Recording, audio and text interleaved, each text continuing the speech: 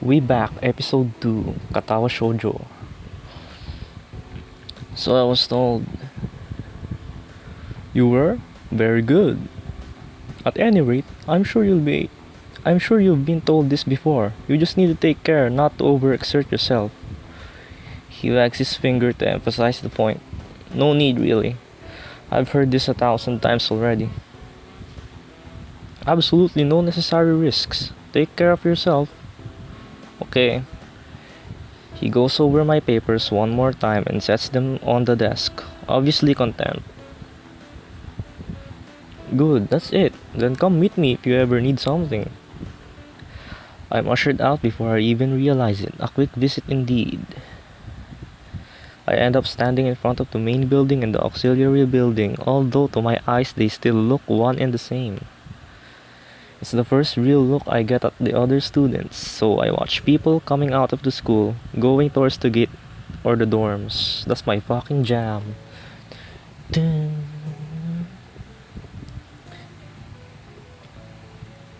I could spit bars to this fucking beat.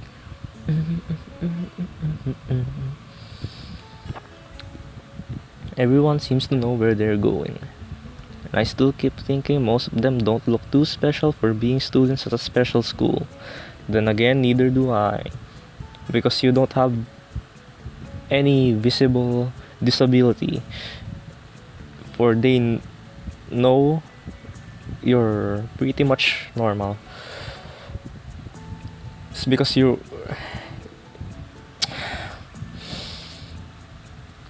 a pussy. You can't take a confession from a girl, then tug, you got fucked. Does that make me one of them? Yes. One of us. Okay. I should go somewhere to prevent me from getting lost. It's around dinner time, but I feel tired instead of hungry.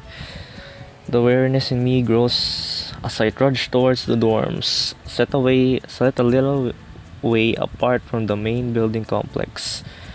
There's a garden of sorts between the school and the dorms. Shrubbery, flowers, and that overbearing smell of fresh cut grass fills the atmosphere.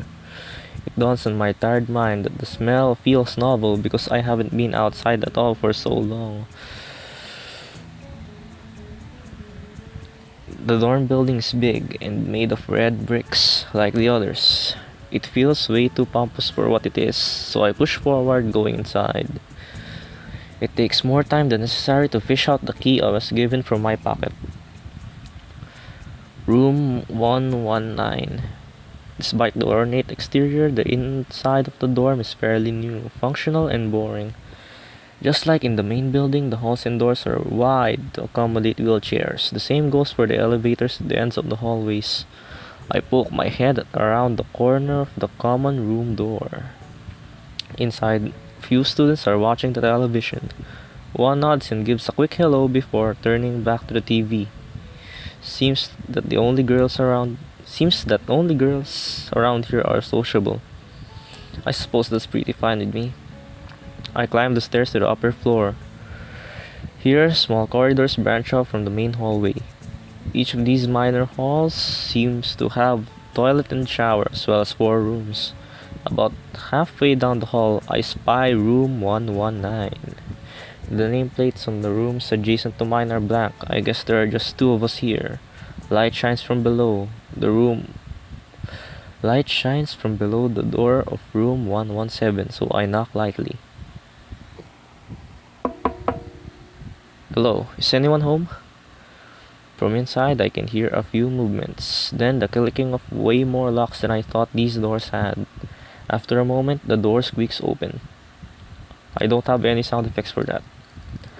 A bespectacled boy is standing in the doorway. He is looking at me very intently through his extremely thick eyeglasses. Reading's hard. I need to sip some of this Swiss Miss.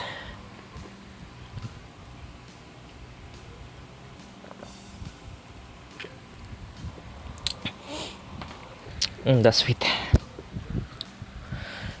How do I do the voice? Let's give him a katana.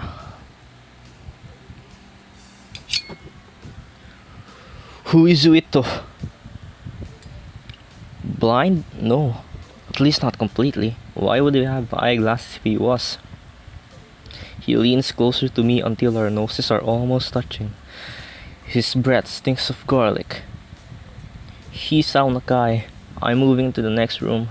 I thought I should introduce my... His face suddenly brightens in realization, and he stands back upright, thrusting his hands out in a smiling greeting, almost straight to my diaphragm. Oh, sup dude. My name is Kenji-kun. Hi.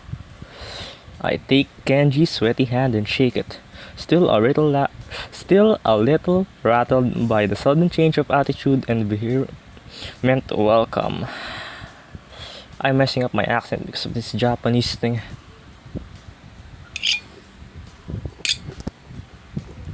There were some suspicious looking people going in and out of your room area. It was probably my parents. Your parents? You are sure? Cause there would have been some other people too. You can't judge a book by its cover. His out-of-place proverb is left hanging between us awkwardly as I try to think of some way to respond. He should stop his Japanese shit going on. I'd say the chances are high enough. He shudders and makes some exaggerated hand gestures. You're a brave man, Hisao-kun. Me? I don't think I could trust the chances. The only one I trust is myself. Does that mean I shouldn't get to know you either? He thinks about this for a while. A wise decision. Damen, you are smarter than you look. Probably. What do you look like? I hope not smart. He squints his eyes and leans closer again, but I lean backwards to dodge it. Never mind. It doesn't matter. With that, he turns, fumbles around for a moment in search of the door handle and shuts the door behind him. I guess he has cataracts. He can't see very well. I don't know. He's not completely blind though.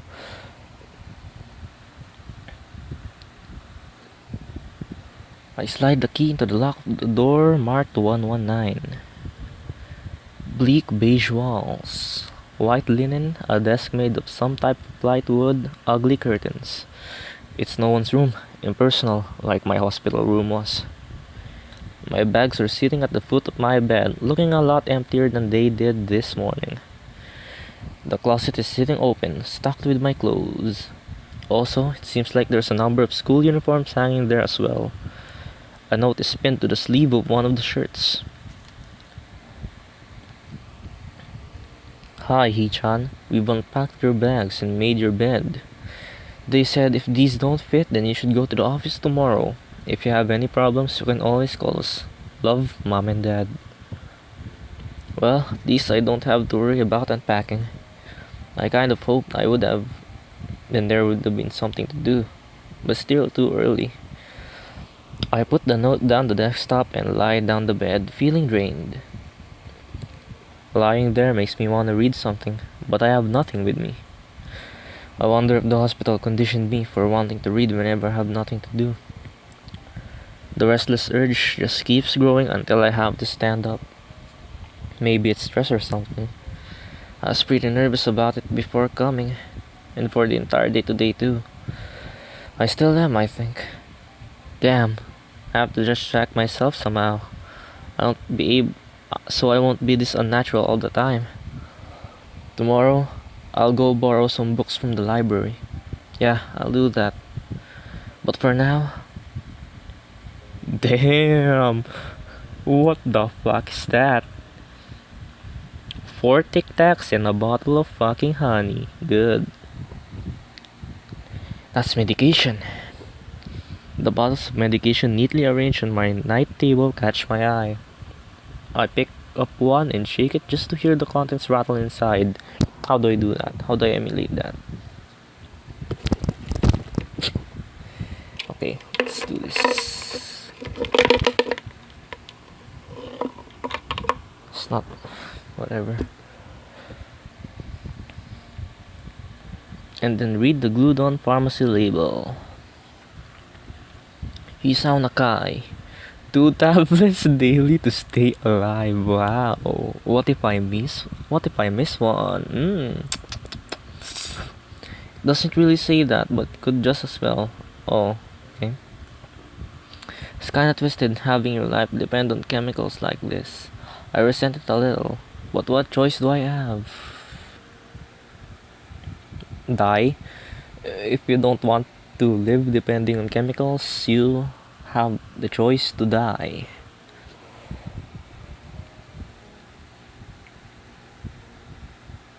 With a sigh, I begin my daily ritual of taking the right number. Not that Japanese accent made me fucking illiterate. I can't read anymore. With a sigh, I begin my new daily ritual of taking the right number of pills from each bottle, being careful to check the correct dosages. I'm switching my R's and L's. Fuck. I lie down again, feeling hollow and uncertain, and after that I keep staring at the black, unfamiliar ceiling for a long time. And it's fucking night. It doesn't start looking any more familiar. Not even after the darkness falls and the long shadows draw across my room like fingers. The sheets feel slightly more comfortable, warm and nest-like against the chill that passes for room temperature here. Soon, the lighter shade of darkness that's the ceiling looks like every ceiling does at night. And it becomes the only thing I recognize anymore. The night beckons me to sleep, and I feel the coldness of unfamiliarity and fear creeping up my spine once again. I get this as well when I sleep on a place unfamiliar. On hotels, not as much, but when you're in somebody else's house, it's kinda scary, for a lack of better word to describe it. I keep drifting further away from the world I knew. Boom, I sleep. Dreaming about my girls. Oh shit, Katawa Shoujo.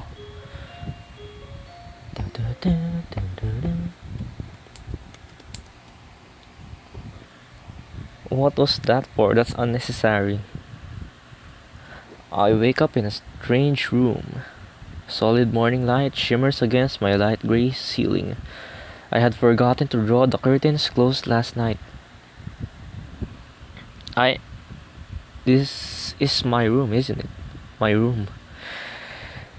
This is the third room this year that I'm supposed to call mine. Various things around here remind me that indeed it is me who's supposed to be the one living here. My bags on the floor, my new school books on the desk, my numerous medications on the night table. I stare at the bottles for a moment, deliberating, until I open a bottle, shake out a pill, and pop out a tablet from a foil sheet. I down them with a chaser of water without thinking about the chemistry. My uniforms are in the closet. I slink out from under the sheets and stretch my back before dressing up. Putting on a new school uniform feels like I'm dressing in someone else's clothes. I'd probably feel that as well, come June. Damn it.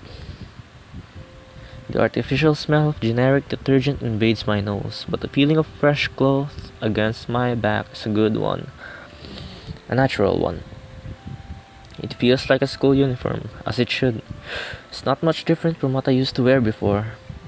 That goes for other things too. So far, this place seems more or less like a normal school. Except for the people. I think I think back to my talk with Kenji yesterday. Kenji is Kenji definitely is an eccentric being, always wielding his katana. Ayo emo riro Japanese. Ayo emo nato weeb. Misha's constant laughter and Shizune's sweeping sign language gestures. Well, I've only met 3 students so far. Maybe they aren't that normal, but I'm sure others are. Or perhaps people like them are what passes for normal around here. Yeah, what does pass for normal around here? What do people do?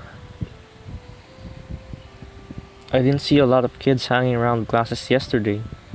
So maybe there are clubs. If so, I wonder if I should join one. Maybe they are resting because they're disabled. Didn't think about that one, huh? All through class, the question remains on my mind. So I decided to ask Shizune about it when we split into groups. After that, she did say if I had anything I wanted to know, I should ask her.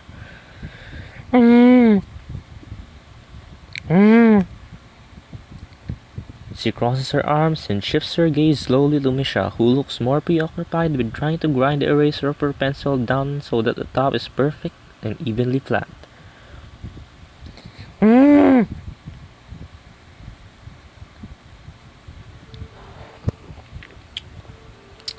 I need water. I won't be able to do the Misha voice without this.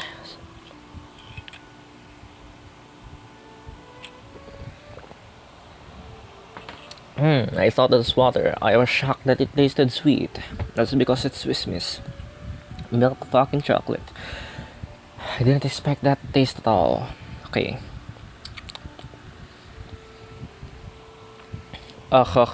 Sorry, Shi-chan. Is there something you wanted from me? Oh, I see. That's a question. That's a good question, He-chan.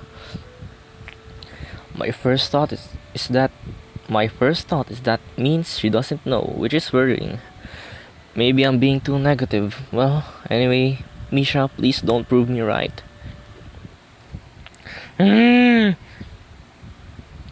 Oh, that's right. Everyone is encouraged to join a club. A lot of people do so because there really isn't anything else to do. There are also after-school events like the festival coming up in a few days. Almost every student in school tends to help out with it, doing whatever. So, you actually transferred in at a busy time. Maybe you can help out too.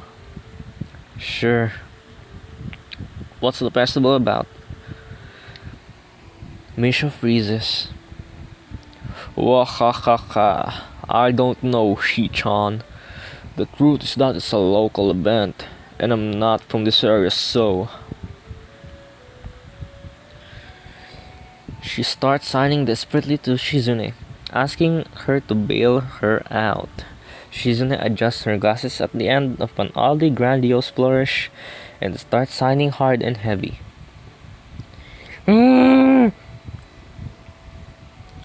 Huh? Oh. Who cares? Misha pops out her chest and she's out Shizune's word at me with a disproportionate amount of pride. Too loud, I can see heads turning to look in our direction. Not so loud. Human beings evolve with each new generation. The ideals and beliefs behind the festival will inevitably change with time. Now, it's about delicious fried food and amusing little games that you play to win prizes. Ha ha ha ha. The teacher clears his throat very loudly, batting his wooden long pointer against his other palm like a baton. He shouts a pointed gaze at us. Finally noticing where we are, Misha stifles a yelp and quickly quiets down. Shizune doesn't seem embarrassed at all though, brushing it off without a care.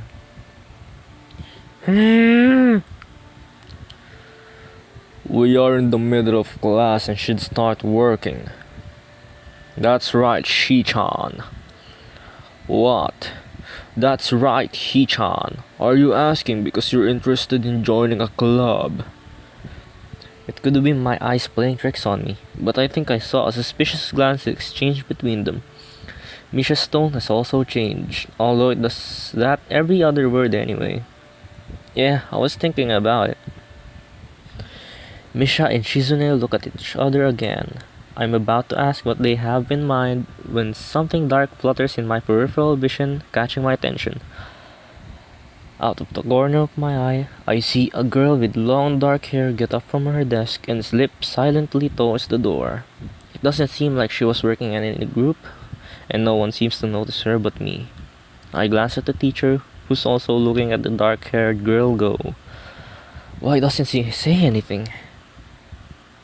He-chan, is something wrong? Do I look as uneasy as I feel? Or was Misha just looking at me after the girl who left? No, nothing. Okay, well, like we were asking, you don't have plans for lunch today, do you? I thought I would go to the library and pick up some books. Not really. Do you wanna have lunch together then? Sure. Shizune noise of happiness. Yay. Ah, fuck. Yay. Wahahaha. Okay, He-chan. Perfect. The rest of class passes uneventfully. The girl with long hair never came back. My creature never came back. Before I have the time to put any more thought into where she could have gone, the teacher informs us that it's time to stop working. Shizune looks more than a little annoyed that we only managed to barely finish all our work on time. I'm just glad we finished it at all. It's not like it's a contest or anything.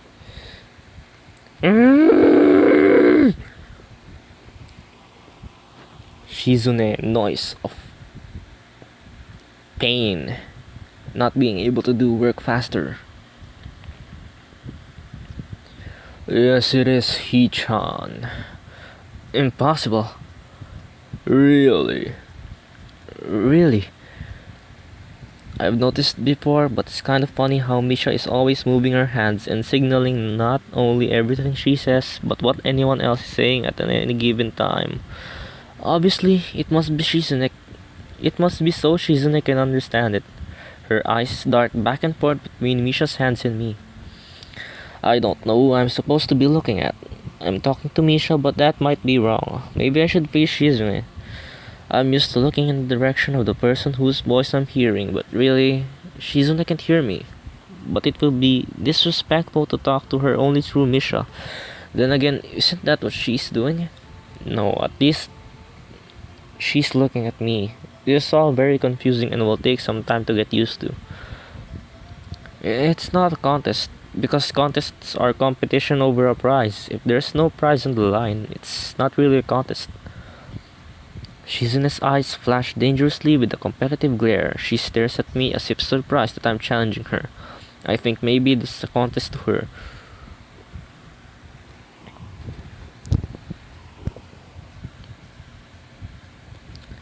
I never noticed how dark and blue her eyes are. It's truly an alluring glare. I don't want her route. Not right now, at least. I'm enjoying doing her voice though. Are you sure, He-chan? Very sure. Ha ha ha ha. You're wrong, He-chan, because I don't want to be the slowest one in the class. Therefore, what's on the line is confidence in my abilities, and the prize is satisfaction of proving them. Wah ha ha ha ha. Shizune pushes her glasses up the bridge of her nose, very cute nose, in a very matter-of-fact way. I'd argue more, but the bell rings. She quickly gets up and picks up her bag, looking at me expectantly. I'd almost forgotten that I was supposed to have lunch with them.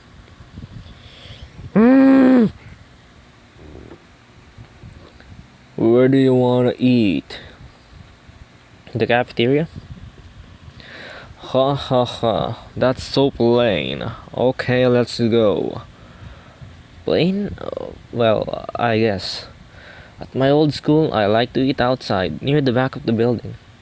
It was a good spot, but I didn't find it until near the end of my freshman year. I wonder if there's a similar place to eat here. Misha seems to imply as much. Maybe I can eat with the girl, the creature. The one I love. Forgot her name. The one with the burn marks. Shizune and Misha pull me towards the cafeteria, which is surprisingly not packed. Yeah, there's fucking no one. There's no one at all. Maybe some students favor eating classroom or outdoors. I saw some of my classmates have boxed lunches. After we finish eating, Misha picks up where we left off earlier. So, Hee-chan, you want to know about clubs and stuff, right? Right? Right, Shi-chan. Okay, I guess it makes sense to ask first. Exchanging little nods of confirmation, they turn to face me again and Misha straightens her posture as if she is about to deliver a speech. Shi-chan, do you have anything you're interested in? I used to play soccer, but I'm not really into it. I don't follow the teams and players or anything like that. As of late, I usually just read a lot. There's a book club, right, Shi-chan? Right. But it seems like they have all the members that can possibly have right now. Sorry, He-chan. It's a really popular club. Shizune does that noise again.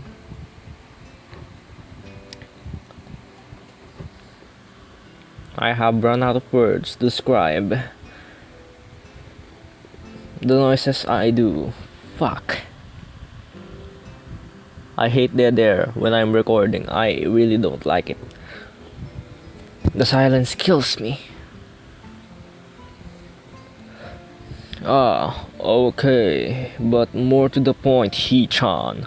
What does this mean you don't have anything already in mind? Not really.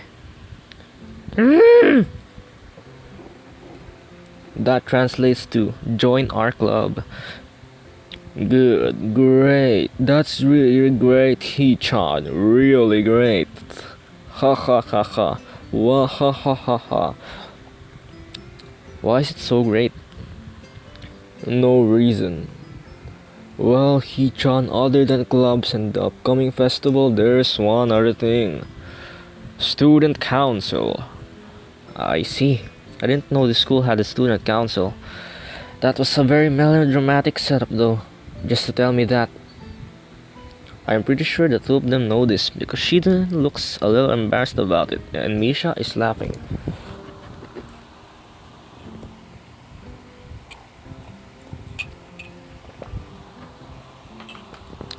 God, I need a girl like Misha. One that speaks really deep. Very energetic. That will give a lot of meaning to my life. I want someone to speak to me very ASMR-like with this voice. Hey, good morning, He-chan. I will like to cook for you. Do you like pancakes, He-chan?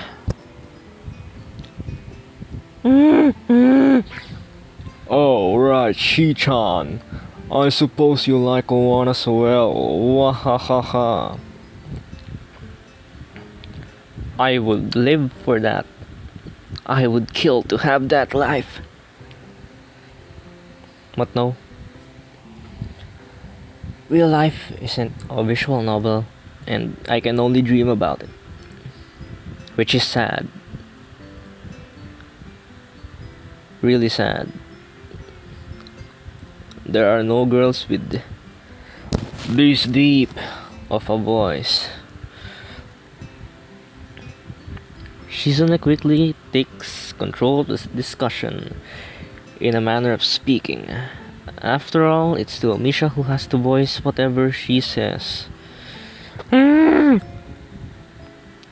ha ha, Right, Hee-chan. Maybe you should join the student council. They could use more people. Yes, definitely. You should definitely join. I don't understand why Hee-chan's getting an invitation to join student council. That's a pretty important part of the school, don't you think? Especially for a school made for disabled people. They need some kind of organization to represent themselves, and that's the student council, because the staff of the school won't be able to represent them or state their voices because they're not disabled and they're not students as well. So the student council has to be that force. I don't understand why Hee-chan has to join the student council at all. First of all, he's very average. Second,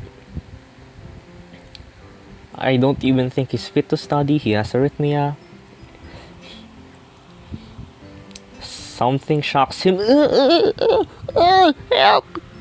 And he fucking dies. His heart will beat way too fast and he fucking dies for real this time. No more hospitals. I don't understand why. But yeah, you should definitely join so we could get the girls. This is the only way to progress the plot at all. Why?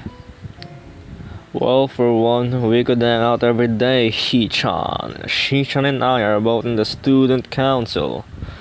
Actually, Shi-chan is the president. The very talented Shi-chan, Shizune. She's really competitive.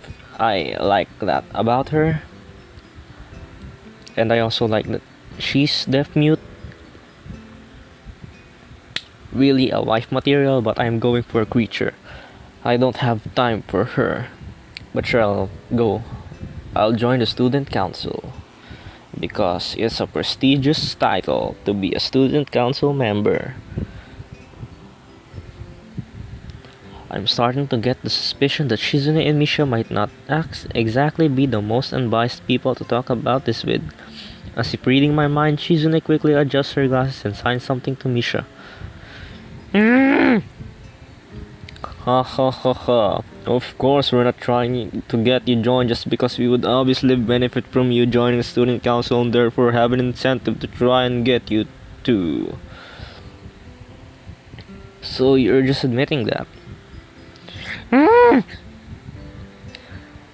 Ah ha ha, no, we admit nothing. I mean Hee-chan. Of course, it would be nice if you joined and we'd appreciate it. But even without all that, joining the student council shows a healthy interest in working so one school. Yup. Oh, and that's the point as well. Hisao is new to the school, so I don't think he's fit to join the student council, which upholds the rules of the school. He doesn't know what those rules are. He hasn't even explored 10% of the whole school. Yes. No experience at all. I don't know why. I don't fucking know why. Plot progression, I guess. It's true, Hee-chan. Besides, if you don't want to spend time with us after school, Hee-chan, there are someone outside. I don't want someone to come home early and hear me do this kind of shit. That's why I won't record tomorrow, because it's weekend and I wouldn't, and they would hear my voice. I wouldn't like that. I don't like that at all. I'm shy enough speaking to myself, playing a game.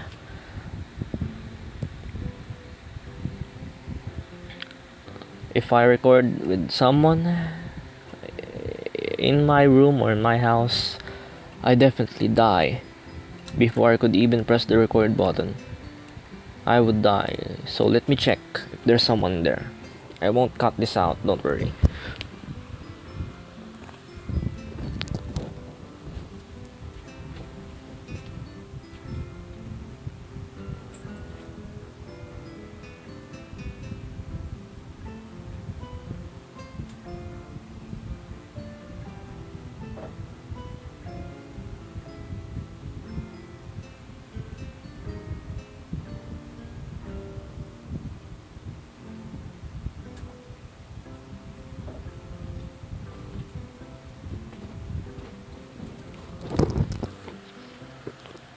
Okay, I'm back.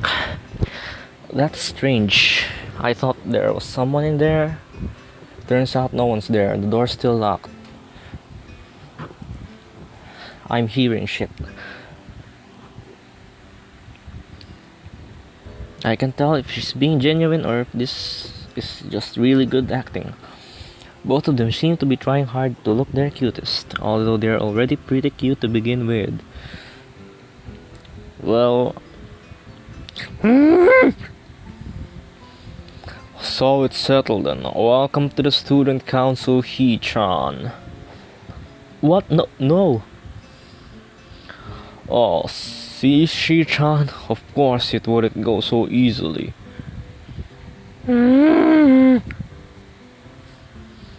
Yup, that's right. Even though it would be boring if it went that smoothly. Oh well. Shi-chan owes me a candy now. You're betting on it. Hey, my life's not a game here. Shizune seems very intrigued by this when Misha signs it to her. The aggressive glint returns to her eyes. Oh, ha ha ha. That's interesting, Hee-chan. Let's play a game. That's not what I said. How about rich man, poor man, Hee-chan? Damn, the bars. If you lose, you have to join the student council. No, absolutely not. Oh, why not? Well, because if you two both have the same incentive and therefore the same goal, which is to get me to join the student council, right? Yup. Yeah, that isn't my goal, but what this means is that both of you can team up and I'll be at a clear disadvantage, so I'll have to decline. Hee-chan, I'm very offended. Are you saying you don't trust us and that we would pull something so disingenuous? That makes me sad. Sorry? It's hard to tell where Shizune's influence ends and Misha's thoughts begin.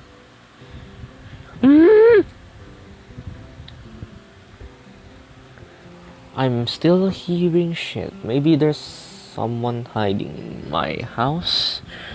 I'm paranoid. Or maybe my voice is just vibrating through my headphones and I'm hearing some kind of noise because of that. Maybe. Just to be safe, I'll have one ear completely peeled for any outside noise. In order to atone for hurting a young girl's feelings, you should definitely join the student council. She's really pushy. I like that. No. How about a game of paper football instead of rich man, poor man? Paper football? Yeah, it's a game they play in America. You make a paper triangle, then you try to shoot it past goal posts, and the other player makes it with their fingers. Isn't it cool? It's the ultimate form of competition between two people, Hee-chan. No. I completely disagree. That's rock, paper, scissors. And it's also played by elementary and middle school children, Chi-chan. Oh haha. That means it's a game that really separates the boys from the men. More like boys from the slightly older boys. Anyway, I'm not going to play that either. Just the fact that you know about it makes you probably surprisingly good at it. Yeah, that's true. How did you know, He-chan? Shizune frowns at Misha, telling me that she probably wasn't supposed to admit that so readily. I wouldn't say that I'm happy with their attempts to get me into the student council, but I'm really curious about what the student council does here. You should be thankful that you're getting invited to the student council.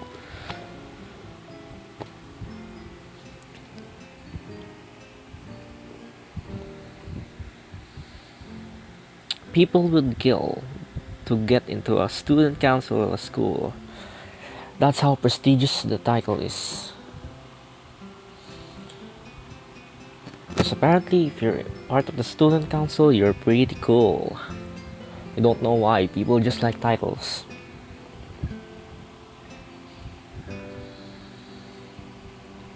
And then they probably will be very incompetent as the student council either, because they just want the title and won't be able to do the sheer amount of responsibilities required in that organization. And then post on social media that they're very depressed and people are bullying them. No, it's because you're not ready to take that responsibility yet. You prick. You want to be very famous. And then you do that. That's very unwise. I don't know what the point I'm trying to make is. I'm trying to fill in the silence.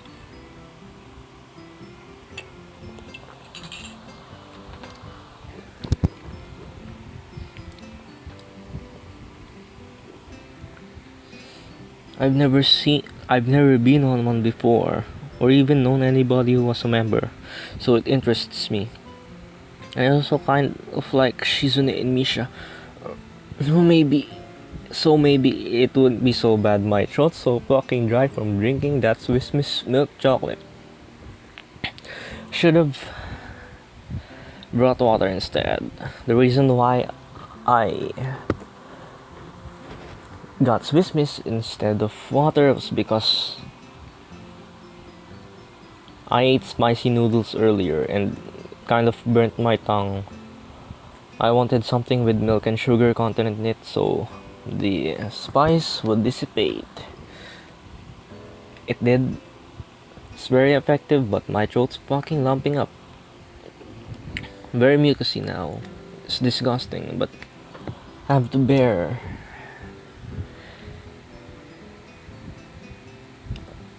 I forgot what I'm trying to say. Well, let's get back.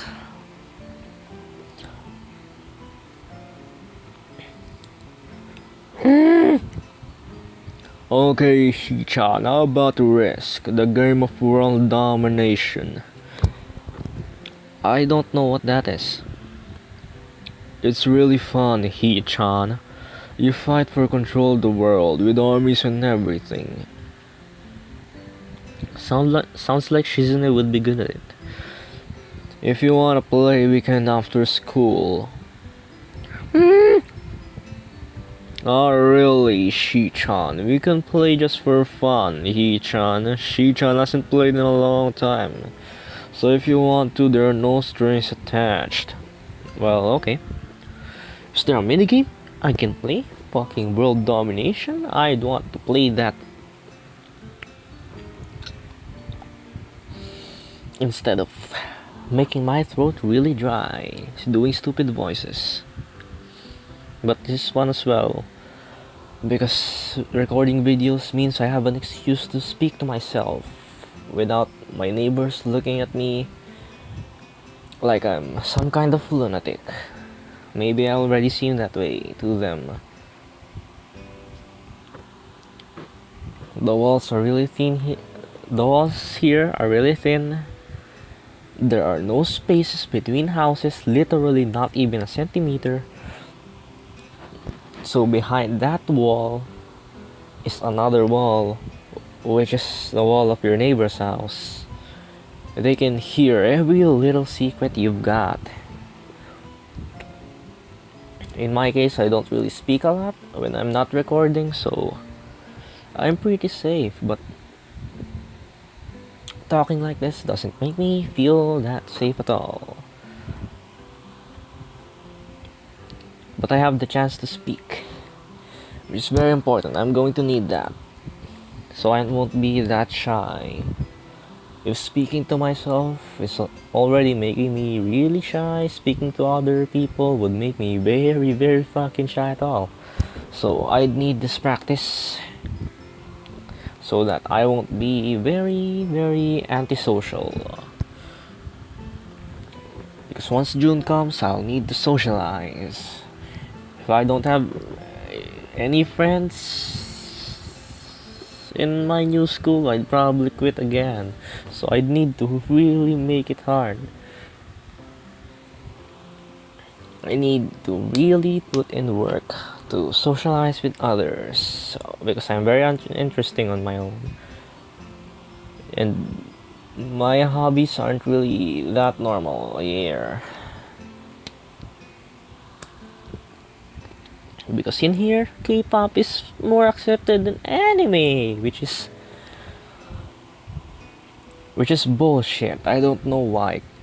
Cartoons and animated movies are welcome. K-pop is as well, but not anime. I don't know why. I don't fucking know why. What's the point? If you watch Minions, they don't say anything. If you watch fucking I'm trying to think of a show.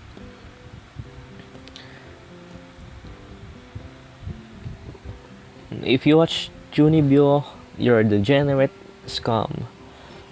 If you watch Frozen, you're not. You're pretty fucking cool. And if you listen to Jungkook, you're pretty cool.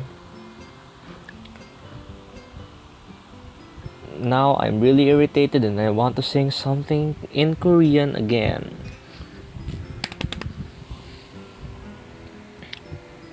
I'm going to sing Gangnam Style.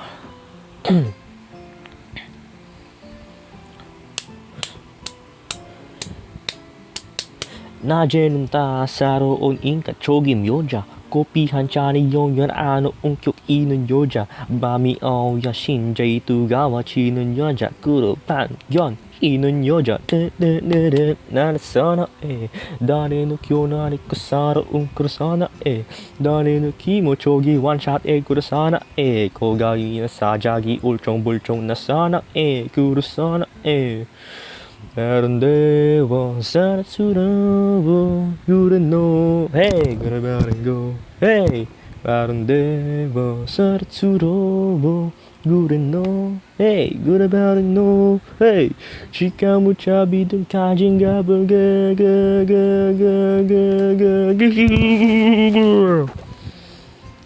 오빤 Gangnam Style Okay that's fucking done unironically sing Gangnam Style. Okay, perfect. We'll see you after school in the student council room, then He-chan. Wait, why there? Because that's where we keep the game. Ha ha ha ha ha. I grimace to tell them how much I do not like this, but it's more for show than anything. You probably fucking like it because there's two hot girls. I'd do anything with two hot girls.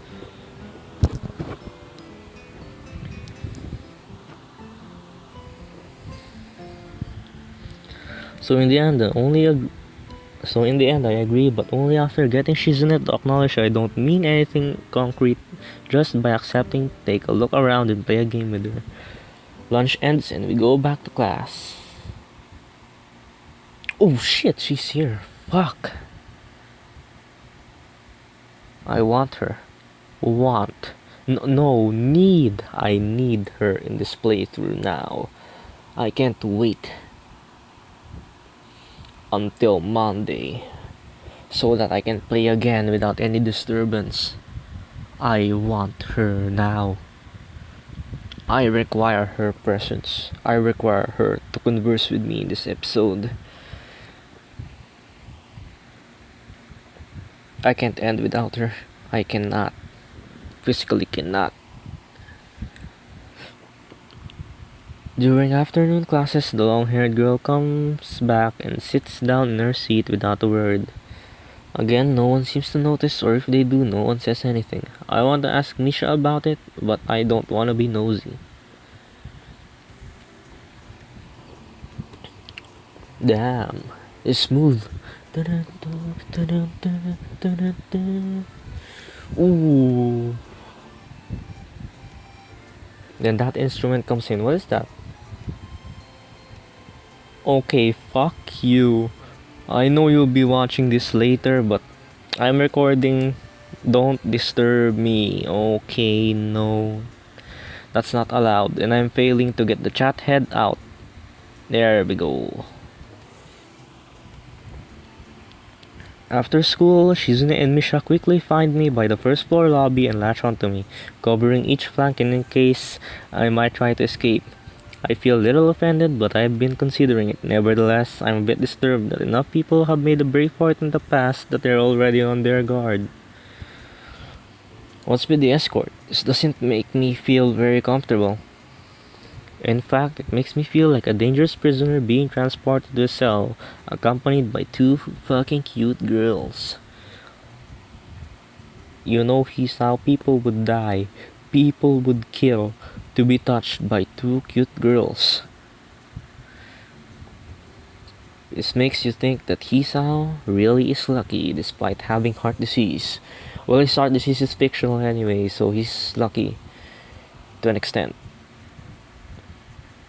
Wahaha, what's wrong, He-chan? That's right, we're just going to go play a game of Risk, remember? I don't know, Misha. This seems a little sinister to me. I start thinking that when we sit down to play the game, they'll tie me down and torture me until I agree to join the student council. Torture play, huh? You're into that shit, Hisao?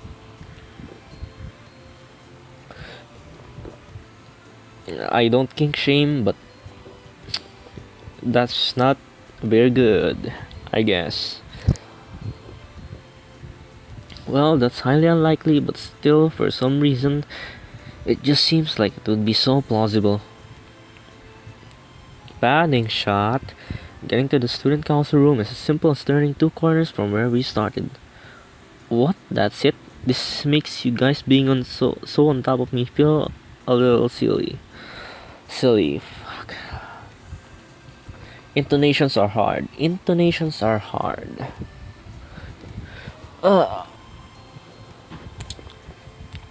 Maybe that's why Filipinos are very shitty at speaking in English. No, that's not the fucking case. If it's intonation, they could very much write without any problem, construct simple sentences without fail. But no, that's not the fucking case. Have you seen how Filipinos type in the fucking internet? Oh my god, it's very shitty. I don't know how you could fail that hard. You just string together words. It's called a sentence. Apparently, it's hard to construct a sentence that actually means anything. Filipinos make it like English is something like mumbo jumbo. It's not. It's kinda easy, at least. Take note that this is from someone who failed to spell annihilate and instead typed destroy.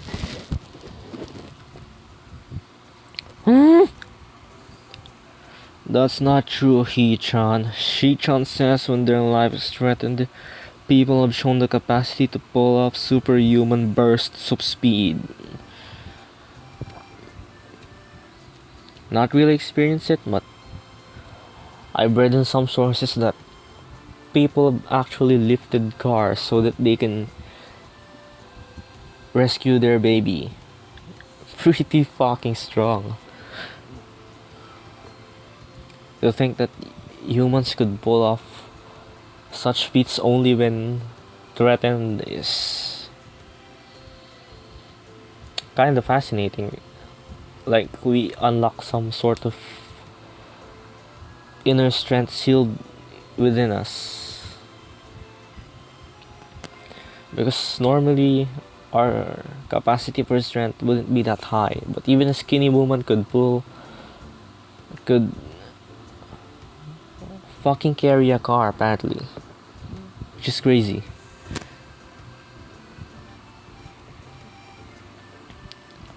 Life is threatened. Her expression unchanging, Misha signs something amusedly to Shizune, who makes a baffling face and puts her hands behind her back, looking pleased with herself.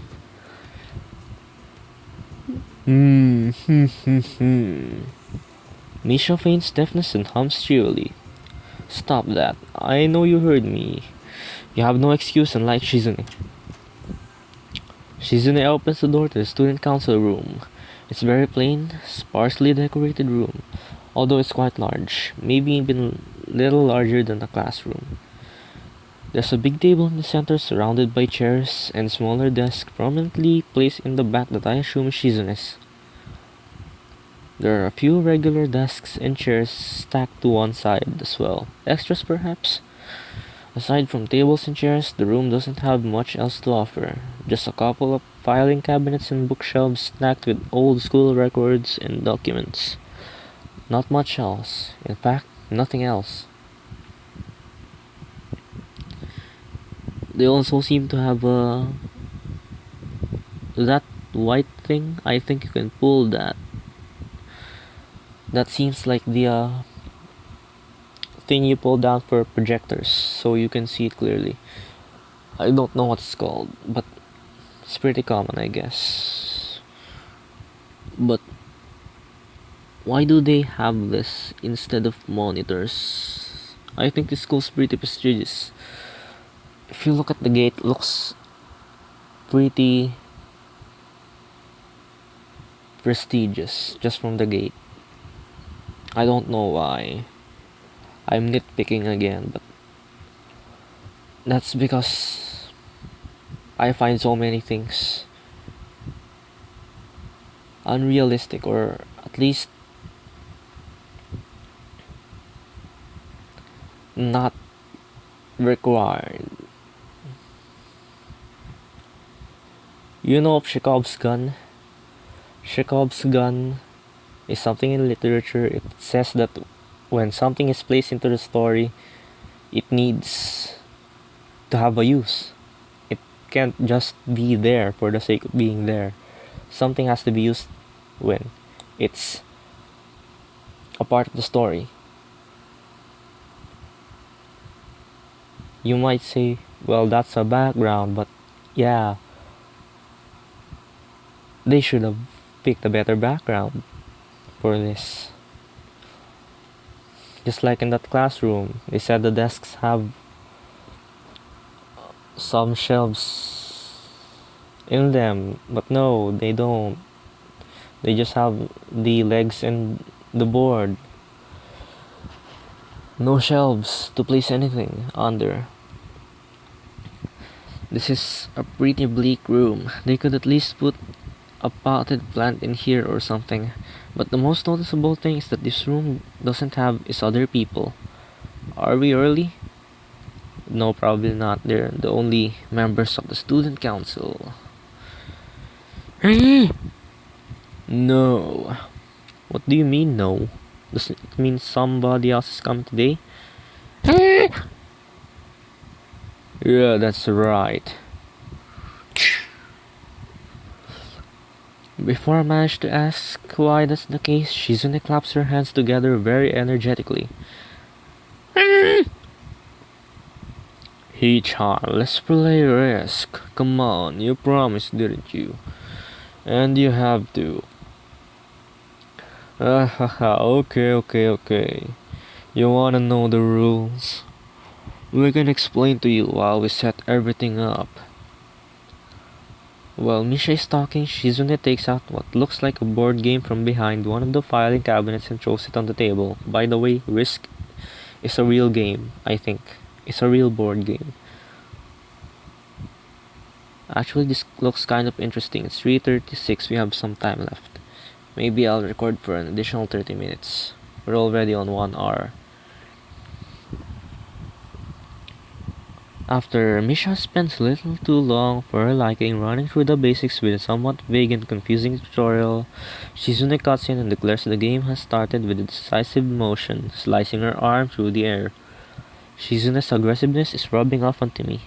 I start feeling more competitive than I intended to be when I agreed to this. Ooh, ooh, ooh, ooh, ooh, I can spit some bars to this.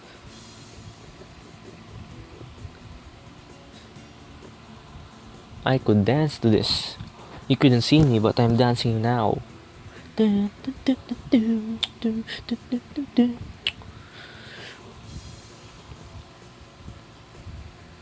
Oh my god.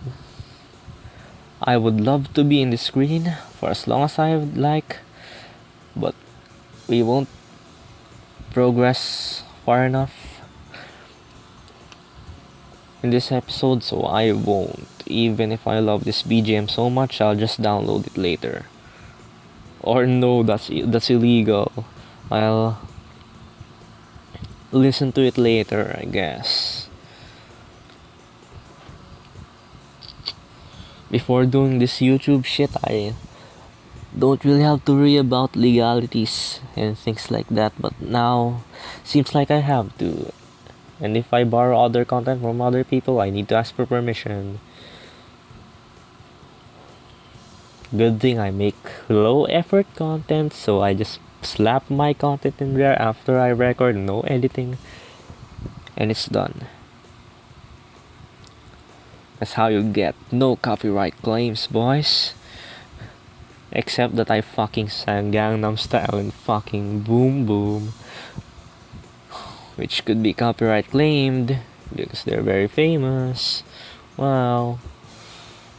By the way, fuck you if you decide to copyright this episode just for me singing fucking Gangnam Style. I will fucking find you. And I'll fucking slice your throat. That's a threat, by the way. That's a fucking threat. Let me fucking say that. Halfway into the game, I'll try to ponder how to defend against Shizune's assault from two fronts. She breaks my concentration by drumming her fingers on a table to get my attention. She-chan wants you to know that you're taking too long to make a move. She-chan also says she will let you keep Australia if you agree to join the student council. Oh my god. Negotiation.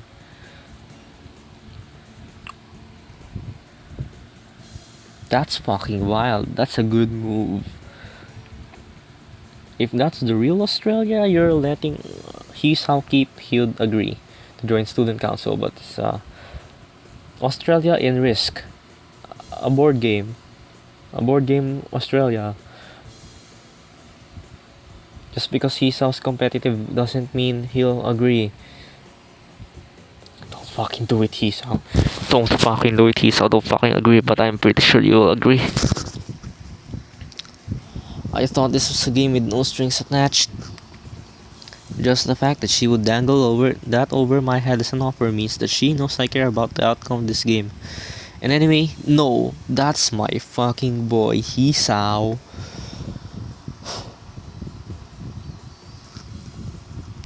Good.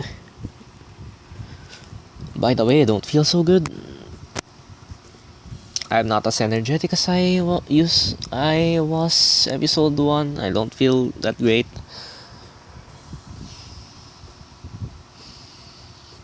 My nose was really runny. I had to squeeze out every bit of fucking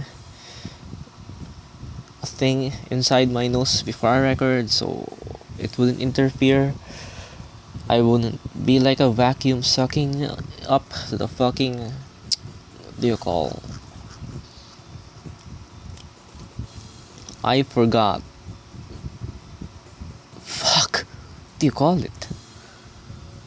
Damn it, I forgot what it's called.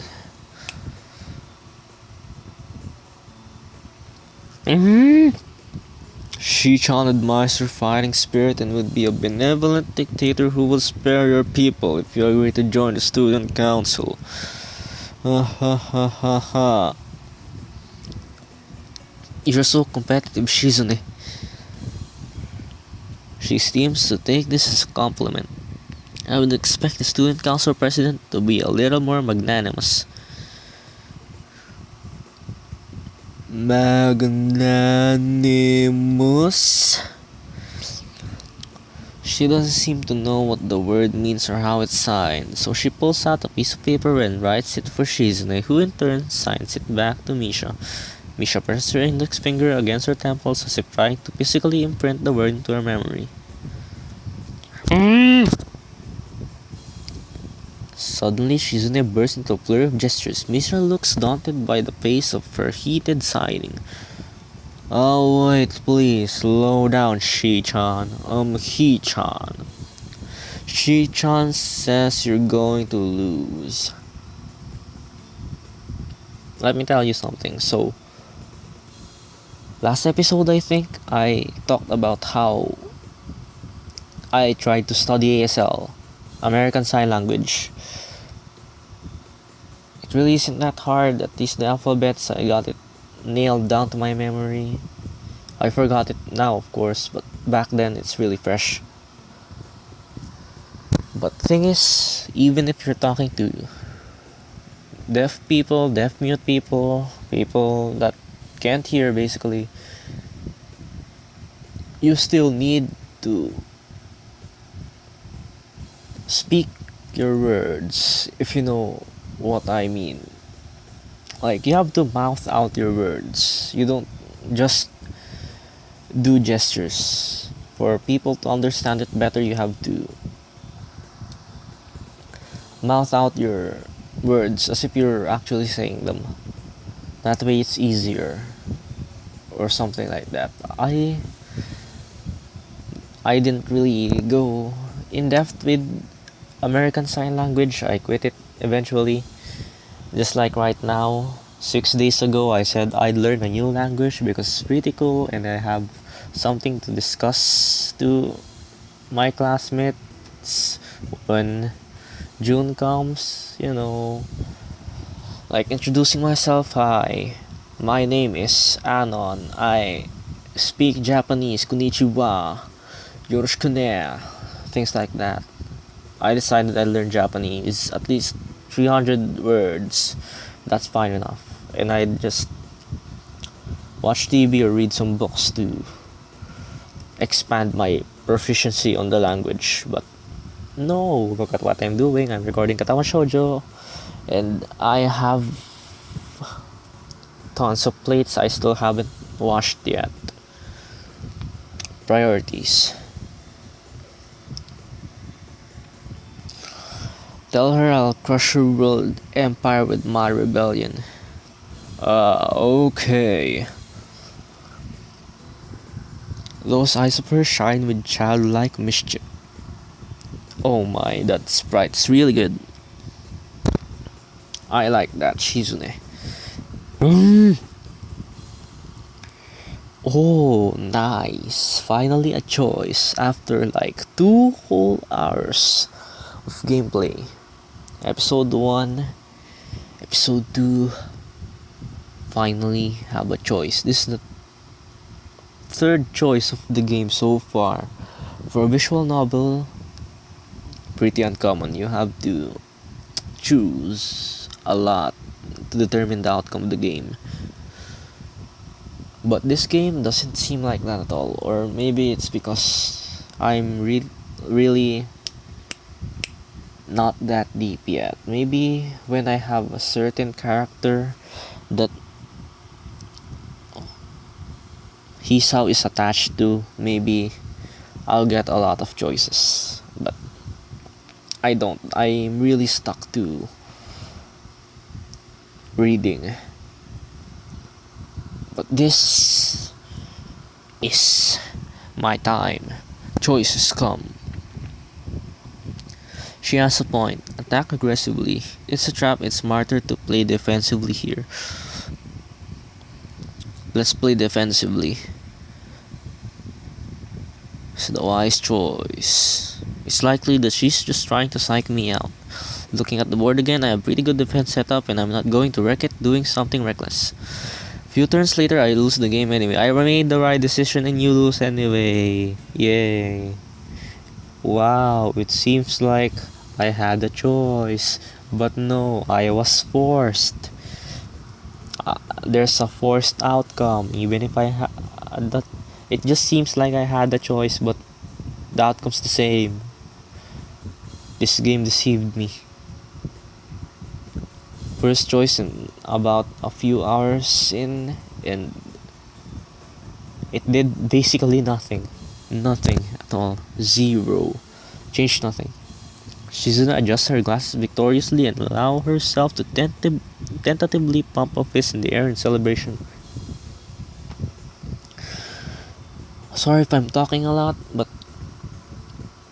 that's what I love about mute girls, deaf mute girls, you know.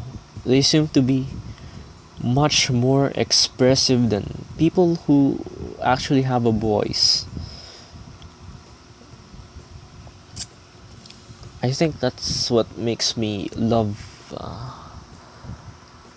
mute people.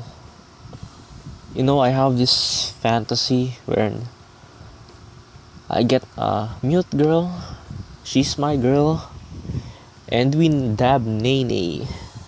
We whip that nene, and then we date. I guess it's because they're pretty fun to hang around with. They try to socialize as much as they can, and or maybe specifically in my case, it's because I want to be useful. For once, I've not been very useful at all. Not really. I guess that's my fantasy, to have a mute girl as my girl. It's just because I feel really useless. That's why I want to take care of a girl.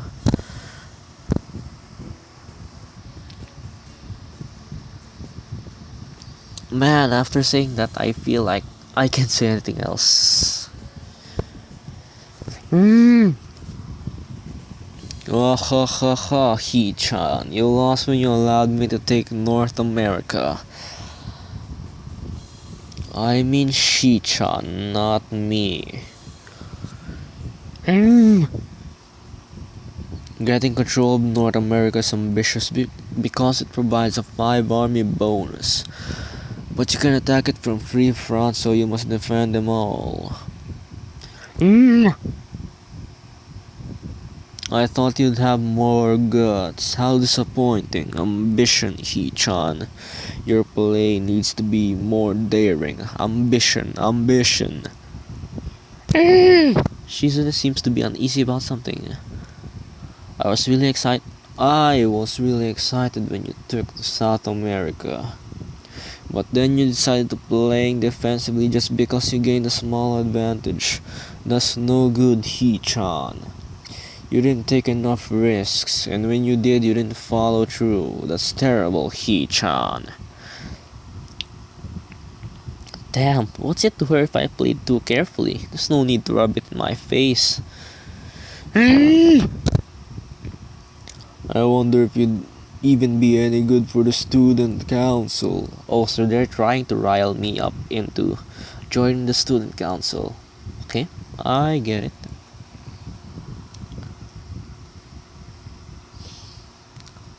Let me guess, I get into the student council and because I see black hair creature girl with burn marks, that'll be my ticket to get closer to her. Let me guess. I want to help her out. because I'm student council member. Just a guess. What's this reverse psychology? I guess I don't have to worry about joining or not in that case. Giving up just like that. I expected more of you. Seriously, isn't it trying to taunt me into joining the council? Besides, I don't even want to join. It's only my second day. I can't make that kind of commitment. I haven't even taken a look at any other clubs yet. And these two, they're a little weird. Fine, I'll consider joining the council, but I want to take a look at the other clubs first before I decide. Really, Hee-chan, you're not just saying that to make us feel better. Yeah, I'm just not sure what I want to do. Oh. Okay, Hee-chan, but we're not going to give up so easily. You said maybe. There's still a chance you'll come around. Come on, we could really have some fun. We could play more Risk and maybe one day you could beat me. Unless we graduate before that. That doesn't make me feel any less reluctant about joining, you know. Oh shit, I just realized my makeshift noise filter came off. The wind must have been so strong.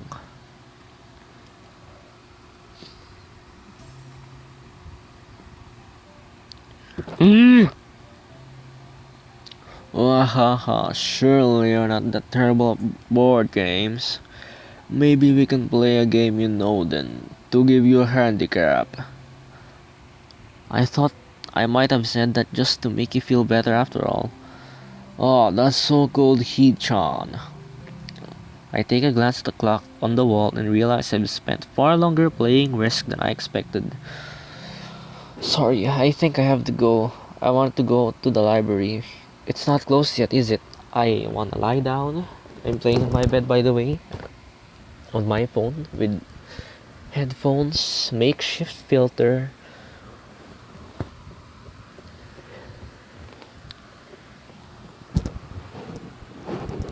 Oh, it feels like I have osteoporosis. Oh my god. Lying down feels so good. I've been sitting with my back arched for an hour. It feels horrible. It's like I have terminal osteoporosis. Shizune scratches her head and gestures at Misha. How hard can it be to determine whether the library is open? There's a clock right there on the wall. It should be, unless the librarian is absent. I think you're right, Shi-chan. We think the library is open. It's on the second floor. Can't miss it. Do you want us to show you where it is? No thanks, it's okay. See you tomorrow.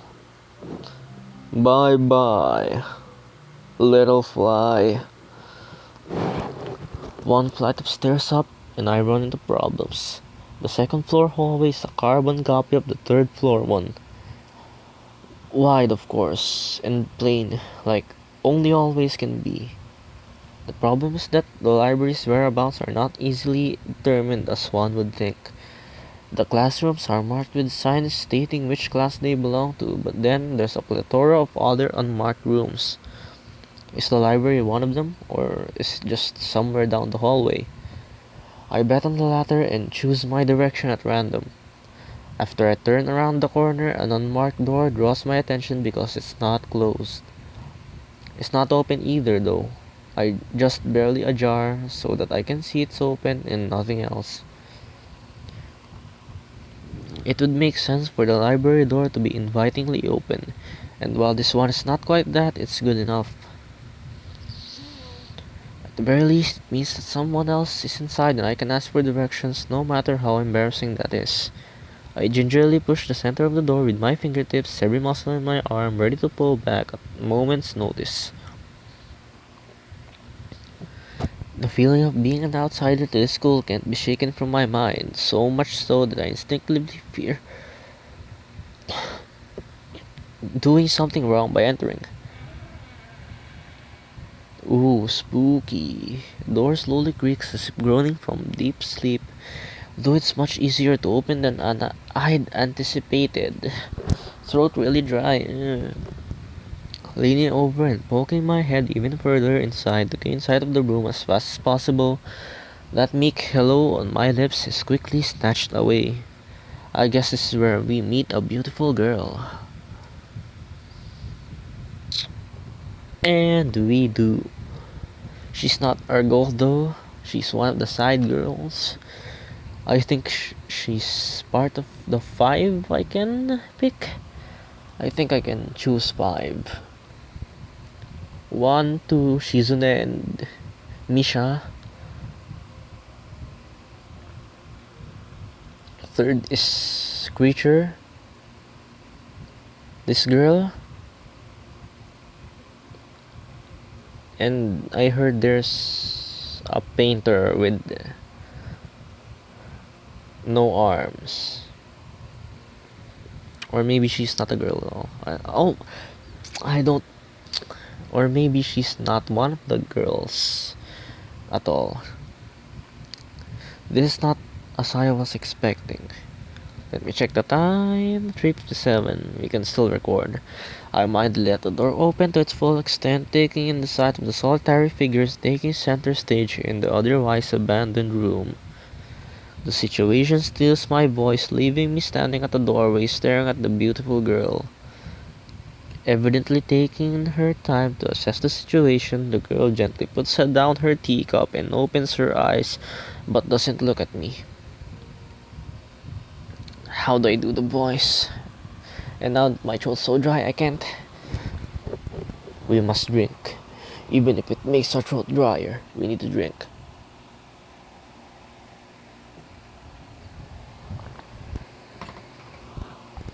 That's very sweet. Let's try to do it as girly as possible, as elegant and noble-like as possible. I want to do it ASMR style. Pull down the noise filter. Speak directly into the mic. Hello there, may I help you? That sounds fucking gay, but I'll stick to it. Staring directly in front of herself, the movements of her lips seem to break the silence rather than the words. However, it's the soft, measured voice that reminds me she's of being separate from the room itself. That ASMR voice call was a success after all. Not only is she likely the tallest girl I've ever laid eyes on, but even among the foreigners I've met, she's strikingly distinct. Hi, sorry for intruding. I was just kind of lost. She takes the moment to formulate a response before speaking. Every action she takes feels as if it's carefully choreographed beforehand.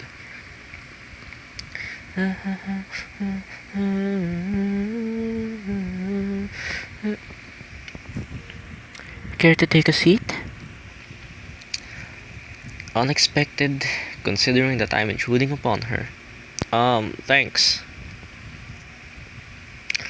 I slowly step towards another seat opposite her, the girl resting the teacup and saucer on the wooden table in between. That way, she doesn't track my movements with her hand stalling. That and the slight cloudiness of her eyes means she must at least be partially blind like Kenji. I'm dying over here. I can't read, my throat's drying up. Can't speak properly. Can't put my thoughts to words. I'm not fit to play a visual novel. I fear that this is the day. I fear that this day will come. But it's too soon. I can't give up now. Come to think of it, her voice doesn't have any delectable accent either. I guess she must be half Japanese. As I take my seat, her composure strikes me slightly off guard. Her air of relaxed confidence makes the silence entirely comfortable. The calming atmosphere is so very different from the student council office. I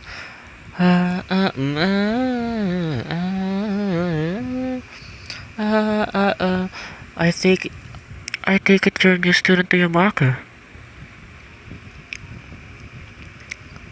Yeah, I just transferred in yesterday. I get the distinct feeling my speech patterns don't match the formality of hers, accentuated by her restrained bow of greeting, one which I hasten to match before realizing the futility of my action. I'm Lily Sato. Pleased to meet you. Hisao Nakai. She gives a nod before gesturing roughly in the direction of her teacup. Would you care for a drink? Damn it, I'm struggling to do the voice consistently. My throat's very dry. Should have brought water in this room instead. I don't want to go outside to grab water. And my Swiss Miss is not empty yet. I haven't drank all of it yet. I don't want to waste. Voice crack, I don't want to waste.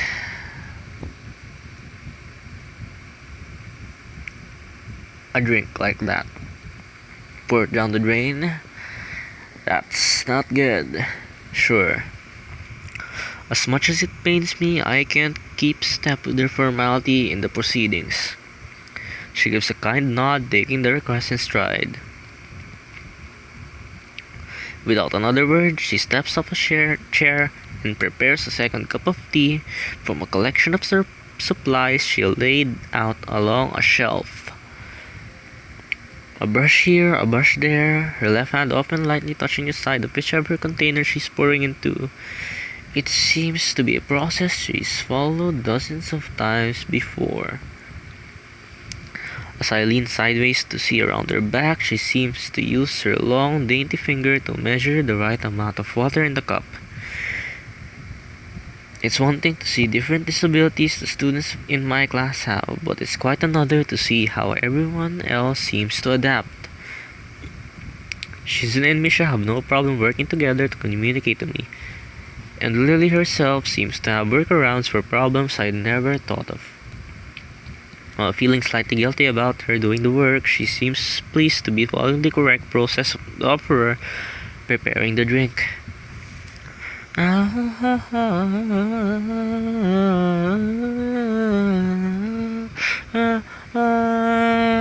So, her soft voice brings me out of my silent observance. Which room were you looking for? It's not often this class was visited after school. A school library. Shizune and me, some classmates told me it was on this floor. She finishes pouring water into the teacup as she nods, a small metallic tapping coming from the teacup indicating it's been stirred. I'm aware of Miss Hakamichi, as are most students. To be with them means you're in class 3-3, no?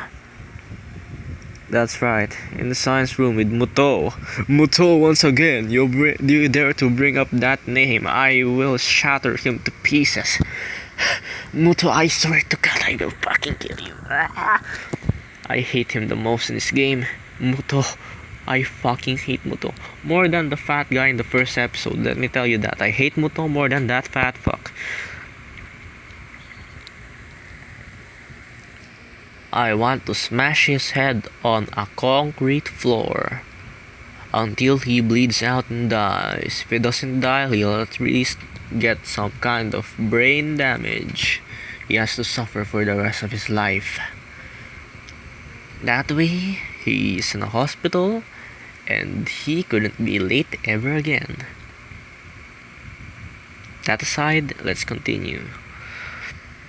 She gives a small giggle before setting down the teaspoon and slowly walking towards the table, teacup and saucer in hand.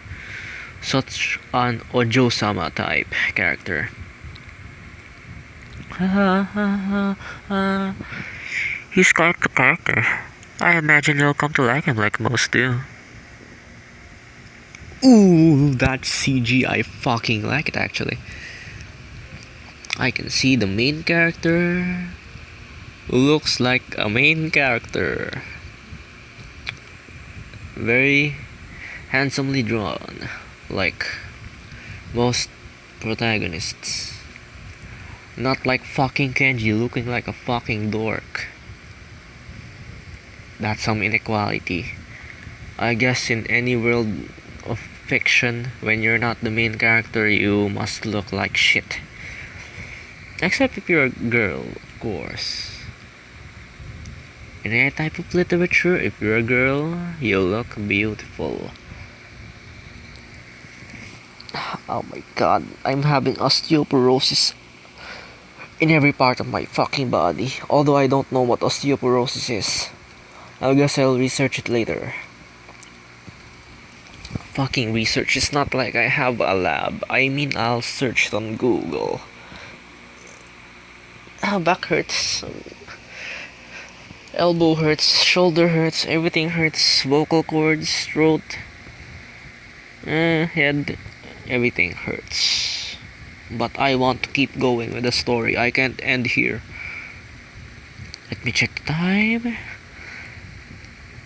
She sets down the tea. I gently take it and have a sip. I'm really more of a coffee person. Hey, we vibing.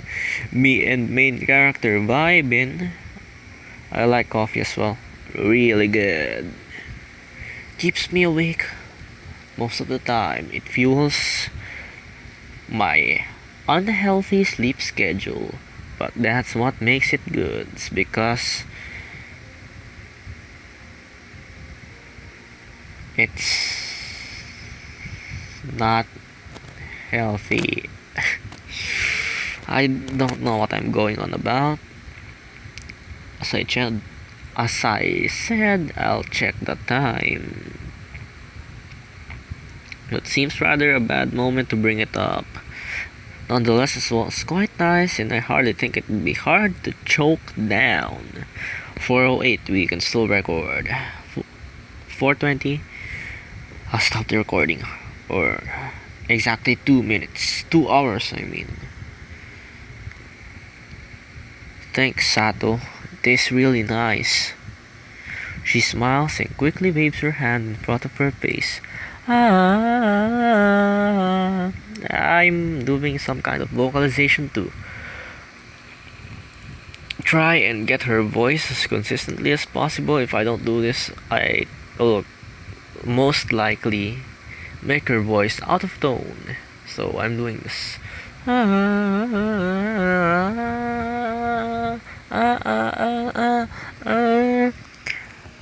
Lily, please. There's no need to be too formal.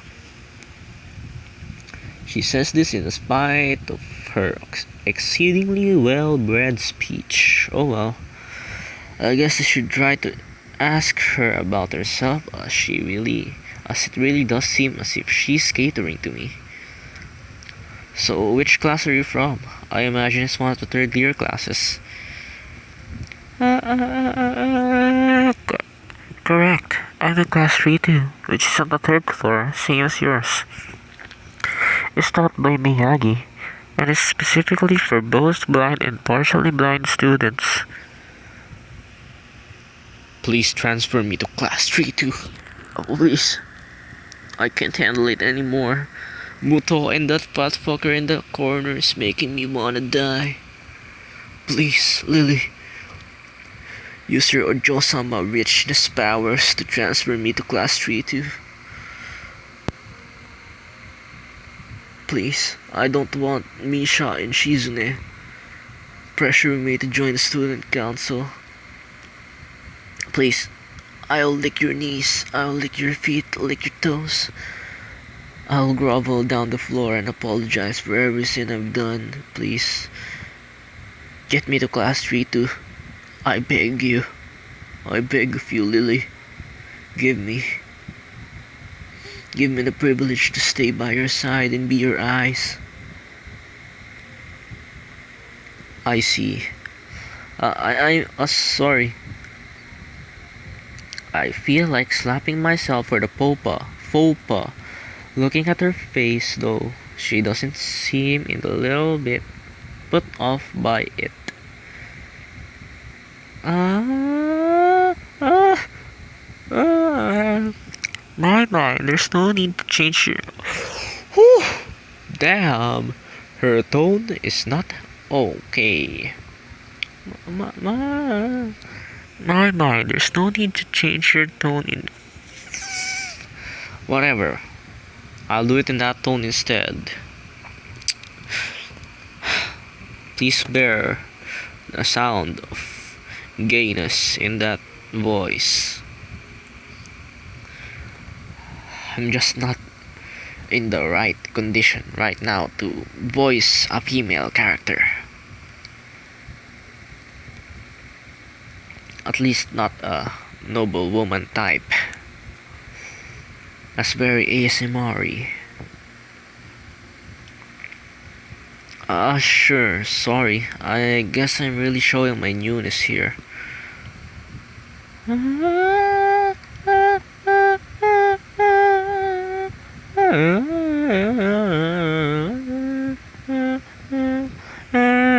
environment like this would be a big change, so I can fault you for it.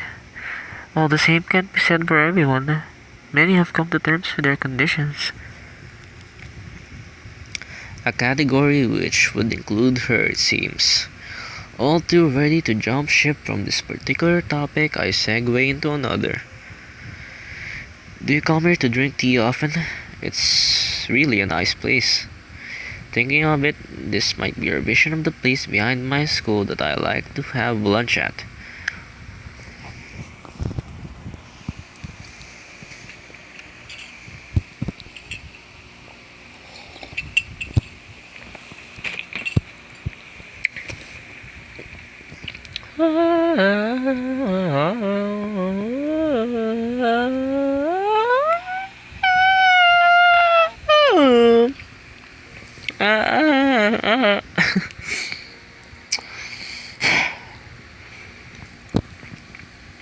I don't feel so good.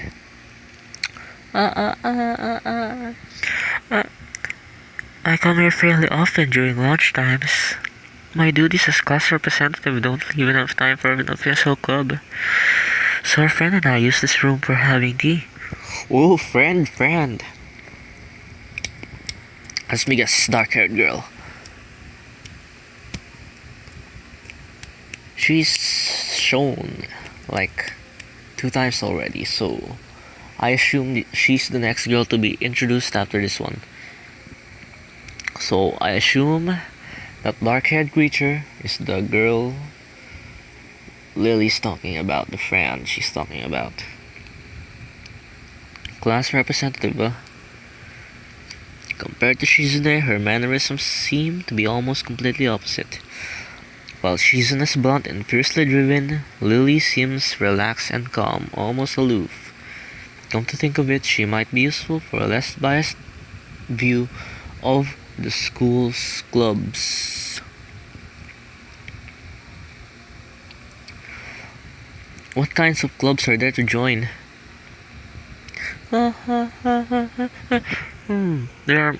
The more popular ones are track and field club, which uses the field near the school during lunch times, the baseball club, and the book club in the room near the library. There are also numerous small ones too, such as art and music clubs.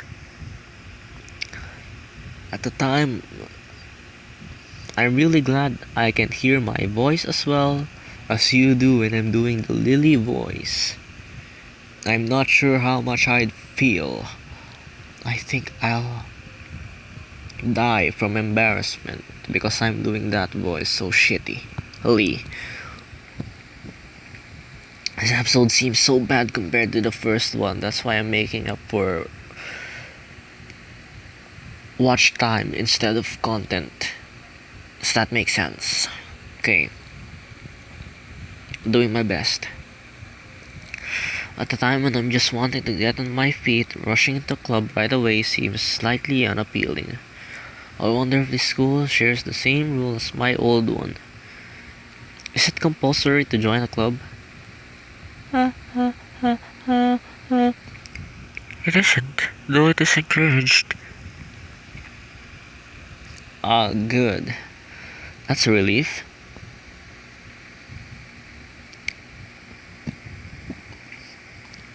I really let down my guard around this girl to let such a thing slip out. The fact seems to slightly amuse her. Not wanting my tea to get cold, I finally start drinking it as Lily does the same. Ooh, we spent a fucking afternoon in this room. And this BGM seems to be badly mixed. It's slightly louder than the other BGMs. Though this is nice as well. I like this. I'm vibing to it.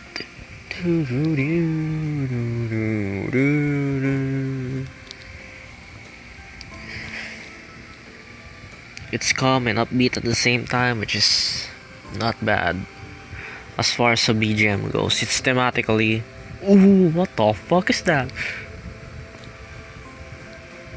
What's that sound? Doom, doom, doom.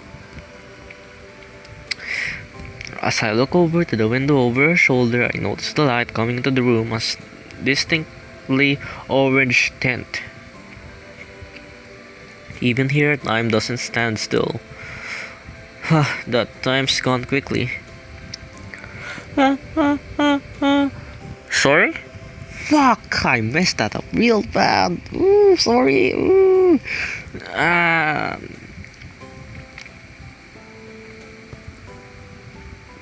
I don't feel so good doing the Lily voice anymore.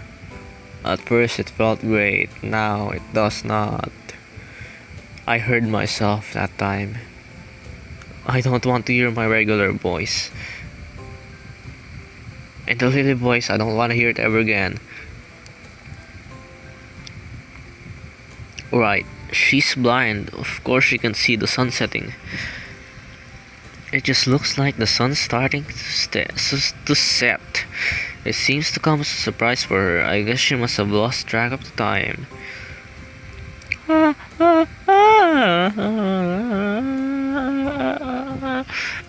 Sorry, Isa. I didn't mean to keep you from the library so long. I quickly moved to allay her concern. Oh no, it's okay. The library is still open, isn't it? She pauses and takes a moment to think on it. It's probably something I should have asked Shizune when I had the chance, but Lily seems likely to know in any case.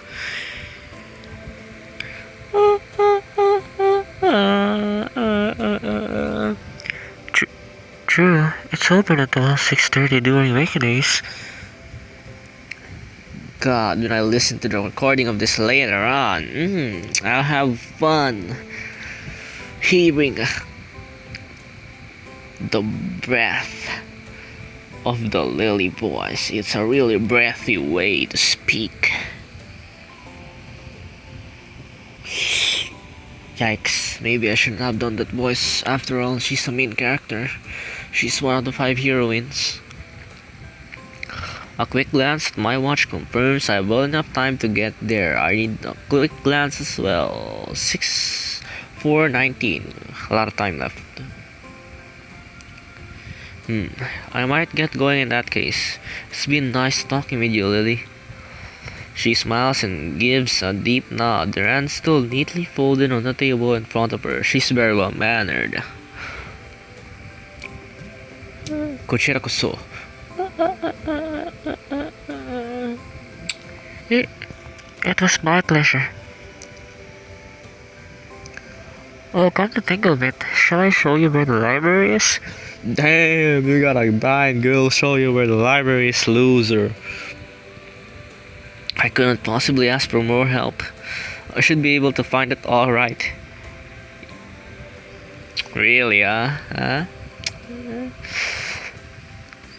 You came in this room expecting to find the library. You did not. Well, unless my navigational skills fail me, which they seem to have a habit of doing. True, even for me. The guy behind Arisarisa, me. I have terrible navigational skills.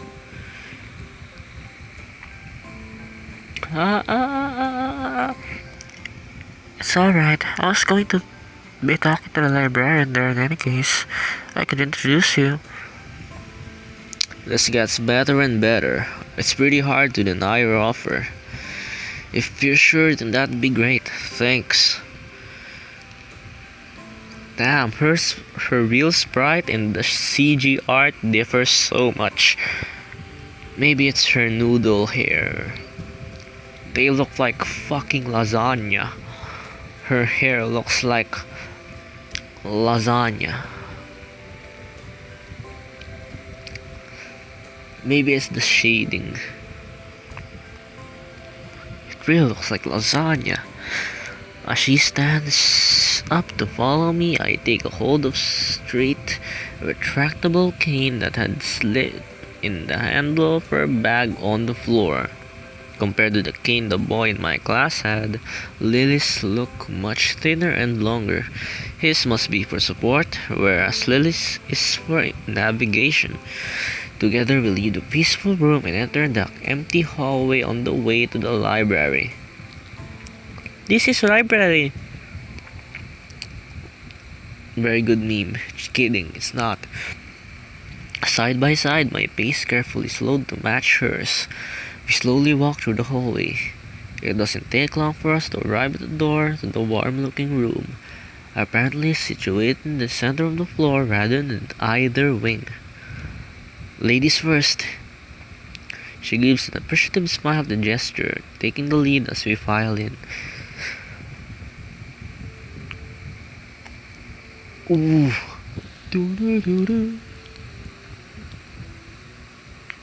It feels like I've heard this before.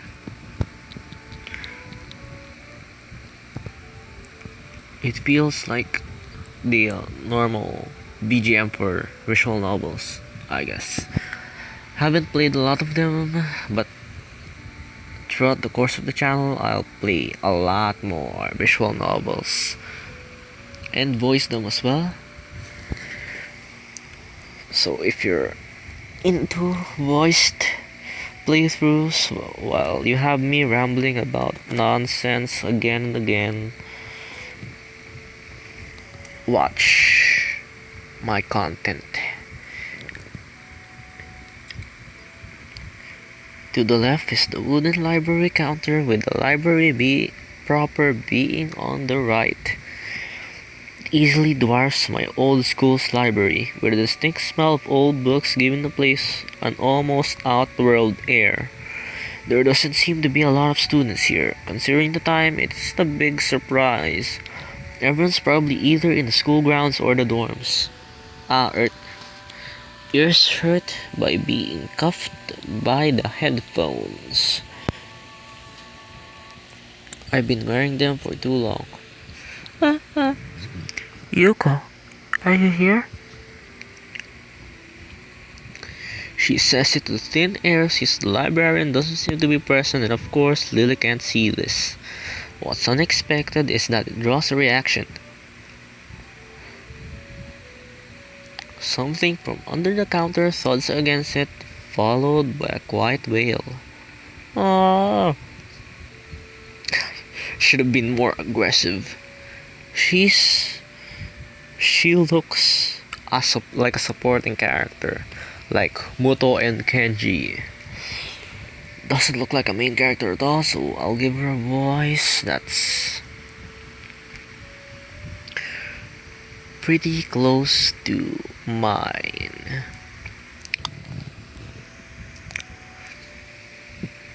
Hi Lily, how can I help you? Let's speak in a way that I don't separate the words. I make the sentence into one big word. It's her quirky way of speaking. Good afternoon. What just happened now? I heard a strange sound. It's nothing, I just hit my head. See, I dropped an eraser under my desk, and while I was looking for it, a pencil dropped, and while I was looking for both of them, you came and surprised me. Huh? Are you alright? I'm sorry, I couldn't know. It's okay, sorry for making you worry. This is for nothing. I've had worse happen to me. She is quick to reverse Lily's apologies, almost frantically trying to push aside the possibility that she could be in any way inconvenienced by bashing her head on the counter. Yes, worst thing has happened. Hey. The girl fidgets with her fingers as Lily doesn't seem to drop her concerned expression, and when she shuffles some papers around the corner for no reason. A little shorter than Lily, replete with glasses, freckles, and a very troubled look, she seems to fit a library perfectly. Oh, Lily, did you get my message? Message, Oh. The two imported books have arrived? Right, and they finally came. I can't believe it took so long, but amidst her celebrations, partially for managing to change the topic, I'm sure she notices me from the corner of her eye and freezes on the spot when she does. Oh no, I'm sorry for not noticing you before. Do you need to check out a book or return one? I'm sorry. The way she can so quickly shift between moods is a little unsettling.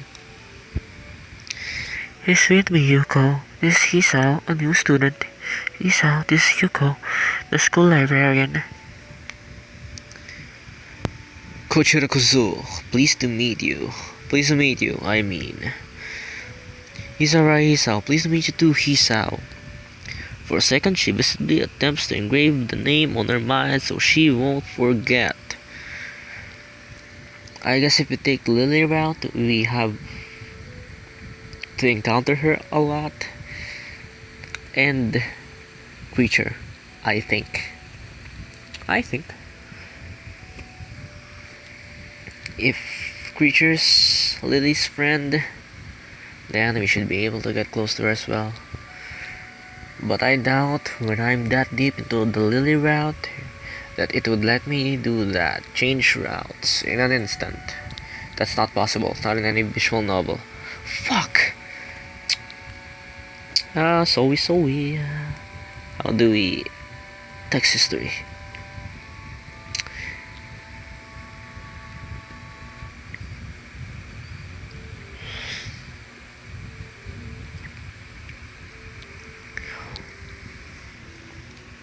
Yuko often arranges to import foreign books in Braille for me. Would you like to tell his whole little about the library? By the way, Braille, for those who don't know, I guess everyone knows, it's kind of a language system for the blind, where you engrave little holes into a paper so that when the blind person feels the bumps, they could read in quotation marks. That's how they read something. They trace their fingers into a paper with braille, feeling the bumps, and then those bumps determine what letter or number that indicates. That's it for my explanation on braille. Thank you very much.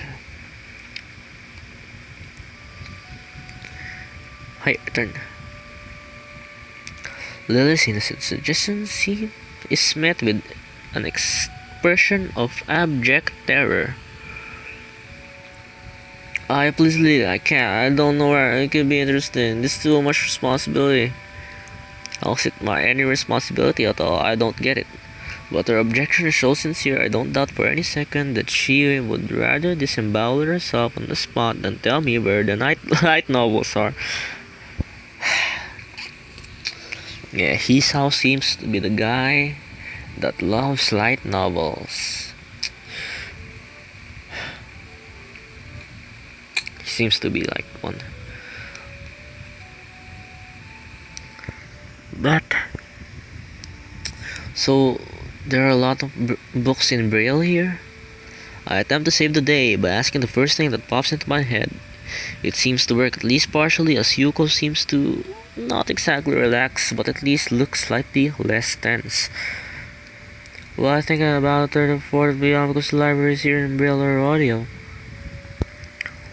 Makes sense, given all the blind students that would be here. If it's only that, how come this library is so big in the first place? Oh, well, we get a lot of new books regularly because the library is adequately endowed. That's probably why. I spend more new books on my salary than I have to organize the job of them. It's so troublesome and they waste so much. I wish I could quit this job. A very awkward silence follows this revelation of too much information. I'll go and check the aisle then, if you don't mind. It's probably the best for all of us if she doesn't keep talking to me. Very well. Meanwhile, Yoko, I would have those books if it's alright with you. Time passes once again. My first impression was right. The library is surprisingly big. Ambling down the narrow aisles, I studied the spines of the books in random order, occasionally sliding one out to read the blurb, taking it with me if it looks good. In a few moments, I have a respectable stack of books in my arms. I guess I'll never be stuck for choice in here. The normality of the library sinks in. Sure, there are large print and braille books scattered throughout. But it is what it is, a library, and I feel like I have fucking scoliosis right now.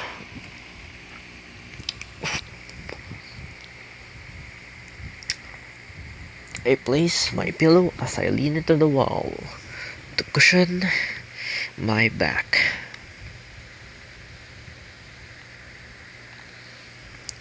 It's as if the calm mood from the room I had tea with Lily in stuck with us in here, unless it was here to begin with. Something about that puts me at ease just like before. I reach the end of the aisle and find a collection of desks set up for study or personal reading. Going a little further though, I discover a nice quiet corner at the back. While the rest of the library has odd students sitting at the desk either reading or stealthily sleeping, the back is pretty much deserted. As I glance around, I see someone who I recognize sitting on one of the several beanbags. Ooh, fuck, yes! Yes! It's her. It's fucking her. Oh, I'm dying to know her. But it's getting close to 3 minutes. I have to read this line, and I'll end the episode right here. I'm dying to know, but don't worry, I won't play it by myself. I'll play it on camera. I need to know her. I fucking need to know her. I'm dying to know who she is. But I need to wash some plates, drink water, do some other chores, relax my voice for a bit, and then sleep. I feel like I have osteoporosis, like on my entire body. All of them has osteoporosis. It's the dark-haired girl from my class, the one who snuck out of the classroom earlier. You know what? We'll make a save. Let's make a save in here. Bam. Save. Let's create another save state in case we want to start fresh.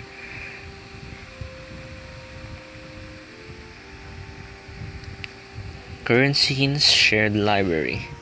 We've been playing for 2 hours and 53 minutes. Apparently, I don't know where the last 9 minutes went. Oh shit. Oh, there you go.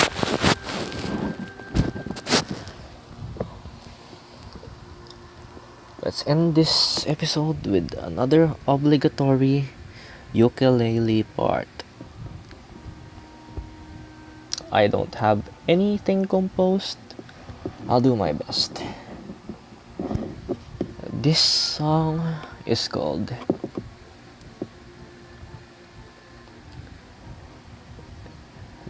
This song is called Lily Fine Woman.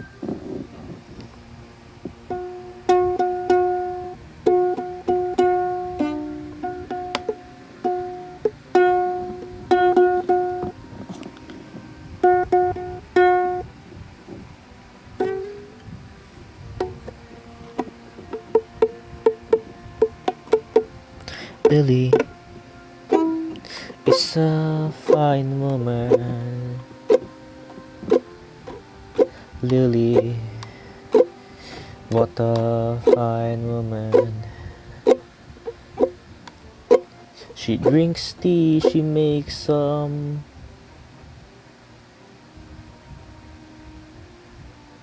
Let's start over again. What rhymes with tea? Lily, she's a fine woman. She drinks tea, she sucks D, she sucks D, she drinks tea. She's blind, but I am not. I'll be her eyes, and she'll need my guide. Oh, I need her in my life.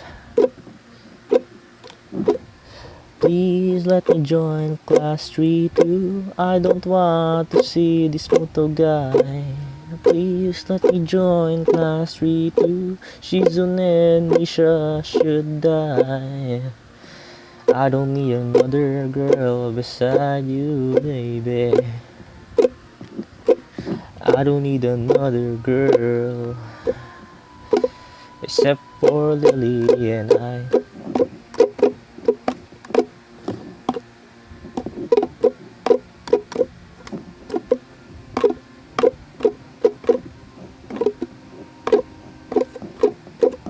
Got Lily. And that's the end of the very shitty production of episode 2. Episode 1's better if you ask me. The only part that's redeemable about this episode is Kenji with the katana. Thank you very much for watching. And with that, it's the end of the episode. Thank you very much. That's the end.